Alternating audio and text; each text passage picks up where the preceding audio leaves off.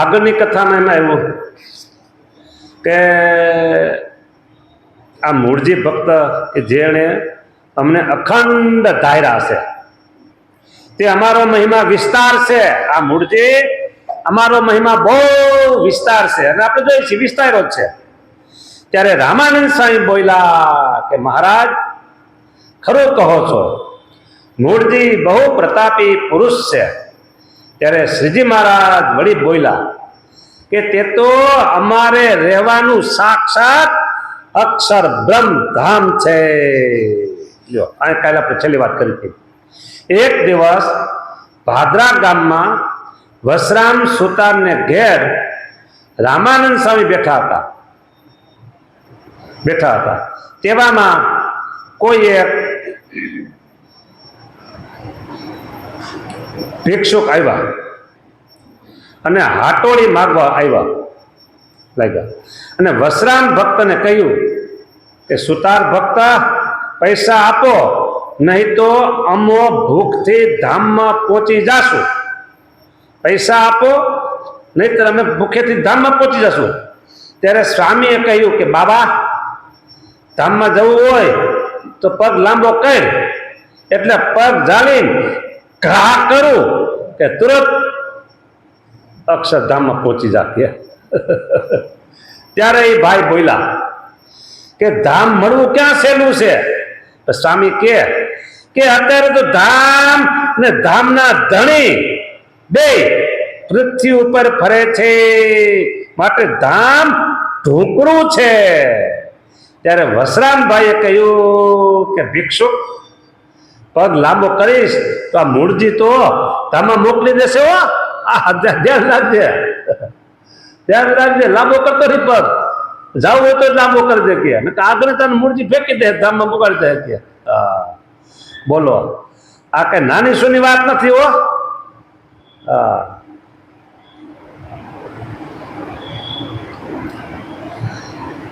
School નવી ચાલુ થાય ને, નવું વર્ષ, સત્ર નવું, એટલે વિદ્યાર્થી નવા હોય અને વિદ્યાર્થી માટે શિક્ષક નવા હોય.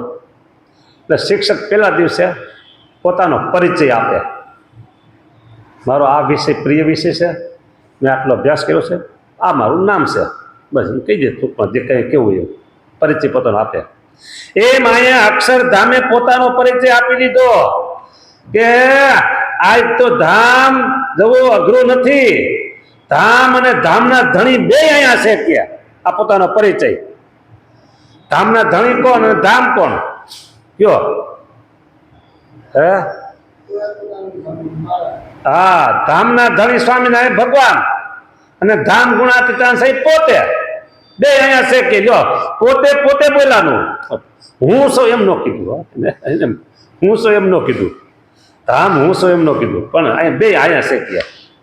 હા, લાંબો પગ કઈ જોઈ લે, આગળ પુગાડી દઉં કે. વસરામભાઈ કે દેજો ચેટો દેજે કે. હા, એટલે પુગાડી દે કે.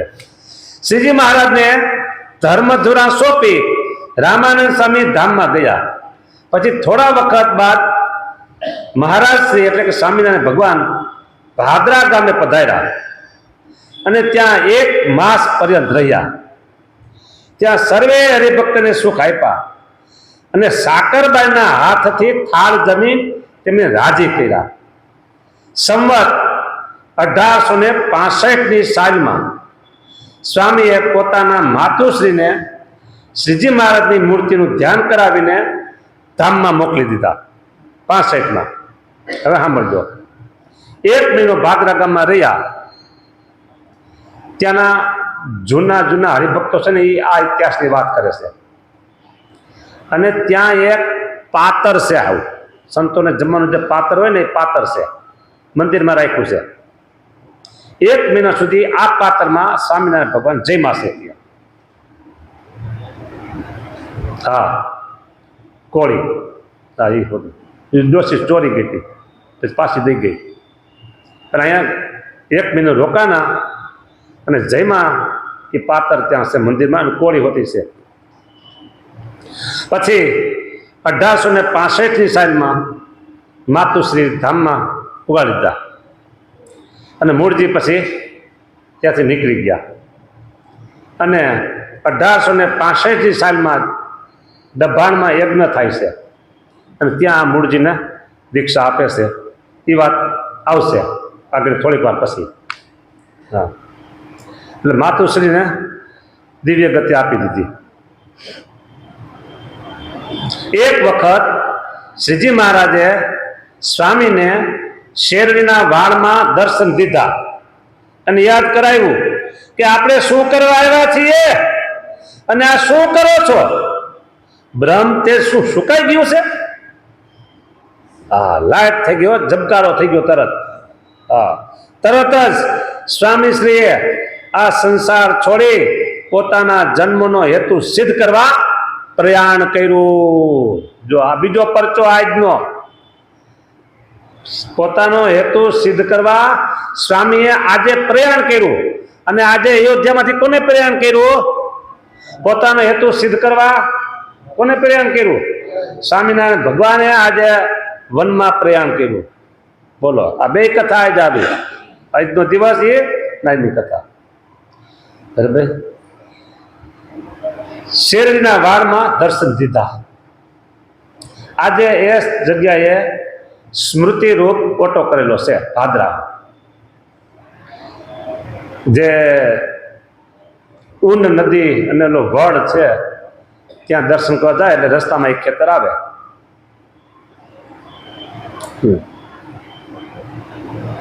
અને પાણી વાળતા હતા ખેતરમાં. અને મહારાજે દર્શન દઈને કીધું, આ શું કરવા આવ્યા? તમે શું કરો છો? બ્રહ્મ તે ક્યાં હુકાઈ ગયું? અને ઝબકારો થયો. આપણે આ કઈ પાણી વાળવા નથી આવ્યા, આ કઈ ખેતી કરવા નથી આવ્યા. ખેતી કરવાની છે પણ બીજી ખેતી કરવાની છે, આ ખેતી નહીં. ઝબકારો થયો અને તુરત જ સ્વામીશ્રીઓ સંસારનો ત્યાગ કરી અને નીકળી ગયા. બોલો જાને. હવે અહીંયા કીધું કે આપણે શું કરવા આવ્યા છીએ અને શું કરો છો? આ બે પ્રશ્ન. આપણે શું કરવા આવ્યા છીએ અને શું કરો છો? આ પ્રશ્ન આપણા બધાનો. આપણે શું કરવા આવ્યા છીએ અને કરીએ છીએ શું? આ પ્રશ્ન આપણો. જો પણ આપણે તો હવે બીજે બધે ચડી ગયા છે, આડા હવડા બધા. કરવાનું છે રહી જાય છે, નથી કરવાનું એ થાય છે. જોકે તમે બધા કરવાનું છે કરો છો એટલે મારે તમને ન કહેવાય. હા, સવાર સાંજ અહીં ભજન ભક્તિ બધા કરો છો એટલે કરવાનું છે થાય છે, વાંધો નથી. એટલે આ તો ખાલી એક પ્રશ્ન એવો થયો એટલે કીધું કે તમે બધા કરવાનું છે કરો છો ને કરતા રહેવું, બસ. વિશેષ તુરત જ સ્વામી શ્રી આ સંસાર છોડી અને પોતાના જન્મનો હેતુ સિદ્ધ કરવા પ્રયાણ કર્યું. સંસાર છોડી દો. આમ કેવી રીતે છોડ્યો કે માણસને આમ કંઈક થયું હોય એટલે મોટામાં થૂક આવે જીભ ઉપર, એટલે જીભ થૂક લઈ આમ થૂકી નાખે. એ થૂક જીભ ઉપર થૂકા કેટલી વાર લાગે? પેટ. પછી થૂકને કોઈ યાદ કરે? પાછા બસ થૂકની જેમ સંસાર છોડી દેવાનો અને પછી એને કદી યાદ નહીં કરવાનો. હા, છોડી દીધા પછી શું હમું જોવો છો? આમ છોડી દેવાનો. હું તો એવું, મેં તો કાલે એવું કીધું હતું કે 15 થી 25 વર્ષના યુવાનો હોય, હા સાંભળજો, તમને નથી કહેતો, 15 થી 25 વર્ષના યુવાનો હોય એને રેવાય જ નહીં ઘરમાં. હાલી નીકળાય ક્યાં? ભગવાન ભજવા. જ્યાં અનુકૂળ આવે ત્યાં સાધુના મંડળમાં ભળી જવાય અને મને ભાગવતી દીક્ષા આપી દો, બસ વાત પૂરી. તમને એવું નથી કરતો તમે મારી પાસે આવો, અને મારી પાસે આવવું હોય તો 6 મહિના પછી આવજો, 8 મહિના પછી, 9 મહિના પછી, અત્યારે નહીં. હા, 6, 8, 9 મહિના પછી આવજો, ત્યાં તમારે રહેવાનું થઈ જાય. પણ રહેવાય નહીં. હવે આવું કહે એટલે કોઈ કીધું આ સંસારમાં બધાય સાધુ થાય, બધા ન થાય તોય શું અરે વડતાલમાં ગોમતી કિનારે સ્વામિનારાયણ ભગવાન સભા ભરીને બેઠા હતા અને 10-15 આવ્યા, 20 જણા હાથમાં લાકડી લઈને ટેકો રાખીને ઉભા રહ્યા કે સ્વામિનારાયણ તમે બહુ ખરાબ કરો. શું કે આ બધાને સાધુ કરી દો તો આ સંસારની સૃષ્ટિ હાલશે કેમ?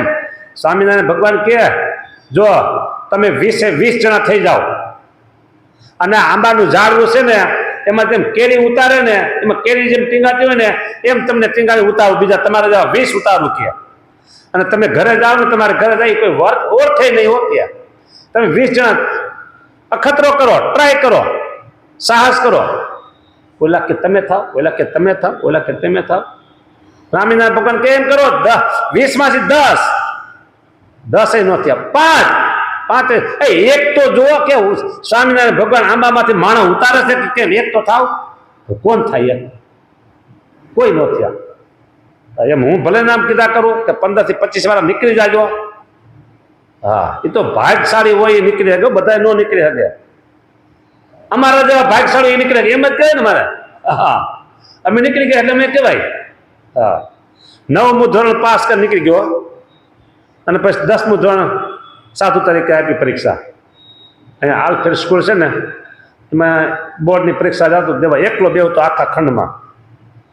અલગ વ્યવસ્થા કરી દીધી કારણ કે છોકરા છોકરી બધા હોય, હું સાધુ હતો. હા, એટલે બોર્ડની પરીક્ષા મેં સાધુ થઈને આપેલી 10મા ધોરણની. હા, એટલે 15 થી 25 વાળા હોય વિચાર કરજો અને નીકળજો ને ભાગજો ભગવાન ભજવા માટે. હો, બીજે કઈ નહીં પાછા ભાગતા. આ તો બીજે કઈ ભાગાને પછી બીજાને ભગાડે પાછા, એવું કરે પાછા કે સામે કીધું ભાગવાનું એટલે કે. હા, પછી ચોખવટ કરવી પડે સારી. સ્વામીને મહારાજે કીધું કે શું કરવા આવ્યા છો, શું થાય છે બોલો? આપણો જન્મ છે ને ભગવાન ભજવા માટે છે, સમજો.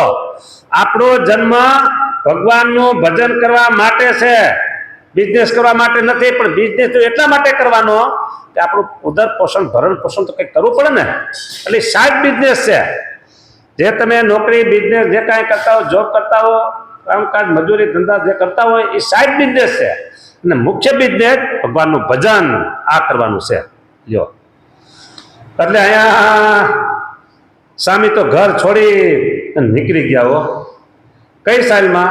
સંવત 1865ની સાલમાં સ્વામીશ્રીએ, હા એ તો આવી ગયું, સંસાર છોડી પોતાના જન્મનો હેતુ સિદ્ધ કરવા પ્રયાણ કર્યું. સંવત 1866માં, 65 નહીં પણ 66માં દભાણના યજ્ઞ વખતે શ્રીજી મહારાજે તેમને મહાદીક્ષા આપી અને ગુણાતીતાનંદજી નામ પાડ્યું. આમાં લખ્યું છે ગુણાતીતાનંદ નામ પાડ્યું, પણ ખરેખર નામ પાડ્યું હતું નિર્ગુણાનંદ. હા, નિર્ગુણ. ગુણ એટલે 3 ગુણ, સત્વગુણ, રજોગુણ, તમોગુણ. આ 3 ગુણ, એ 3 ગુણથી રહિત. બરાબર? એટલે એને કીધું નિર્ગુણ. તમારે તો નિર્ગુણ છો, તમે આમાં 3 ગુણ નથી. પછી નામ પાડ્યું ગુણાતીત. ગુણથી અતીત એટલે ગુણથી પર. ગુણ 3 ગુણથી પર. સત્વગુણ, રજોગુણ અને તમોગુણ. આ 3 માયાના દીકરા છે, સમજી રાખજો. કેના દીકરા છે? માયાના દીકરા. હા, કોઈ ધનવાન હોય, ધનાઢ્ય, એના દીકરા ધનાઢ્ય જ કહેવાય ને. ગરીબ હોય તો એના દીકરા ગરીબ કહેવાય. આ માયાના દીકરા છે, તો આ 3 ગુણ માયામય છે. લ્યો, હા, એટલે એનાથી આગા હારા. સત્વમ યદ બ્રહ્મ દર્શનમ. સત્વ ગુણ છે ને એ બ્રહ્મનું દર્શન કરાવે, પણ તોય છે માયાનો. હા, તો 3 ગુણથી પર થાય એને કહેવાય ગુણાતીત, એને કહેવાય બ્રહ્મરૂપ, એને કહેવાય નિજાત્માનમ બ્રહ્મરૂપ. મહારાજે આજ્ઞા કરી એ 3 ગુણથી પર તો આપણે પોતાને માનવું જ જોઈએ. હું 3 ગુણથી પર બ્રહ્મરૂપ એવો ભગવાનનો દાસ છું, ભગવાનનો સેવક છું, ભગવાનનો દાસ છું. આ દેહ દેખાય છે એ હું નથી, નથી, નથી. મારું નામ આ એ નથી, નથી, નથી. મારા માતા પિતા આ એ નથી, નથી, નથી. એ ટૂંકમાં કહી દઉં ને, હાવ ટૂંકમાં જે દેખાય છે એ નથી અને નથી દેખાતું એ છે. લ્યો, દેખાય છે એ નથી અને નથી દેખાતું એ આપણે છીએ. બસ લ્યો, આટલું સમજી રાખવાનું. દીક્ષા આપી નામ પાડ્યું. સ્વામીશ્રીના વૈરાગથી શ્રીજી મહારાજ એટલા બધા ખુશ થયા હતા કે સારંગપુરમાં રાઠોડ દાદરને ઘેર એક વખત ઉત્સવ કર્યો.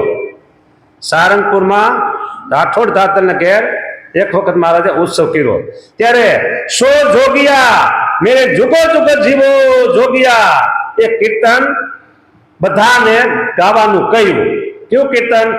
સો જોગિયા મેરે જુગો જુગ જીવો જોગિયા એ કીર્તન બધાને ગાવાનું કહ્યું. ને શ્રીજી મહારાજ પોતે પણ એ કીર્તન ગાતા જાય અને દોડતા જાય. આહા, જોગિયા શબ્દ ઉપર ભાર દઈ અને તેનું પુનઃ ઉચ્ચારણ કરતા જાય. જોગિયા શબ્દ આવે ને એટલે ભાર દે, વારંવાર બોલે. બરાબર? હા. અને ગાતા ગાતા જોગ્યા શબ્દ આવે ત્યારે પોતાના હાથમાં રહેલી છડી ગુણાતીતાનંદ સ્વામીની છાતીમાં અડાડે.